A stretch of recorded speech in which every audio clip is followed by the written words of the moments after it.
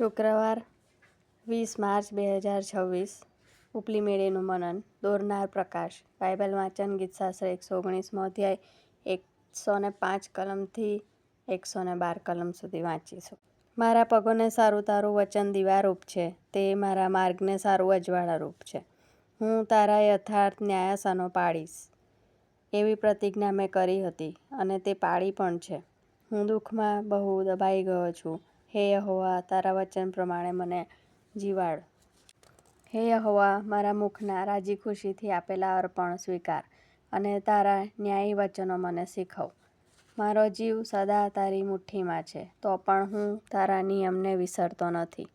દુષ્ટોએ મારે સારું પાસ નાખ્યો છે, તો પણ હું તારા શાસનો મૂકીને ભમી ગયો નથી. મેં તારા સાક્ષીઓને મારો સદાકાળનો વારસો માન્યા છે, કેમ કે તેઓ મારા હૃદયનો આનંદ છે. તારા વિધિઓ છેવટ સુધી સદા પાડવાને મેં મારા હૃદયને વાળ્યું છે. આમેન. યહોવા મારું અજવાળું તથા મારું તારણ છે, હું કોનાથી બીઉં? યહોવા મારા જીવનનું સામર્થ્ય છે, મને કોનું ભય લાગે? ગીતશાસ્ત્ર 27:1. મારા પતિ અને મેં 150 વર્ષ જૂની દીવાદાંડીમાં તેની સંભાળ રાખનાર તરીકે નોકરી કરવા એક મોટા સાગર તરફ જવા મુસાફરી કરી.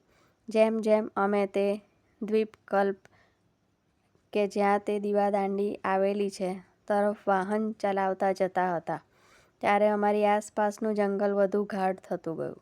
આખરે જ્યારે અમે તે દીવાદાંડી અને અમારે રહેવા માટેનું એપાર્ટમેન્ટ જોયું, ત્યારે અમને રાહત થઈ. સ્વયંસેવક તરીકે કાર્ય કરવાનું આ અઠવાડિયું અમારા માટે એક અનોખી બાબત હતી. આ એક સુંદર જૂના સ્થળે અમે ઈશ્વરની હાજરીનો અનુભવ કર્યો. એક સદીથી વધારે સમય માટે ઘણા જહાજો અને હોડીઓ માટે દોરવણી આપનાર તરીકે કામ કરનાર આ દીવાદાંડીના ઐતિહાસિક મહત્ત્વને જાણીને અમે આશ્ચર્યચકિત થયા.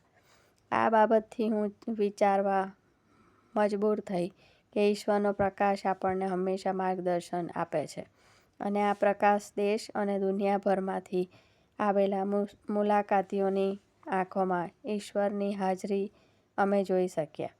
અને હું મારા જીવનના મુશ્કેલ સમયને યાદ કર્યા વિના રહી શકી નહીં, કે જ્યારે ઈશ્વરનું અજવાળું અમને પ્રકાશિત કરતું હતું અને અમને ભવિષ્યમાં શું બનવાનું છે તેને જાણતા ન હોવા છતાં ઈશ્વરની હાજરીમાં વિશ્વાસ રાખવામાં મદદ કરતું હતું.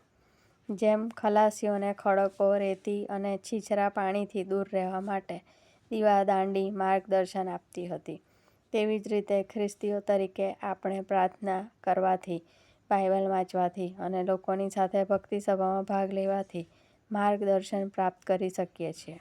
ઈશ્વરનો માર્ગદર્શક પ્રકાશ આપણને ખાસ કરીને પડકારભર્યા સમયે દોરે છે. તે બાબત આ દીવાદાંડી યાદ કરાવે છે. આજનો સુવિચાર. ઈશ્વરના વચનો મારું અજવાળું છે, જે મને દોરવણી આપે છે.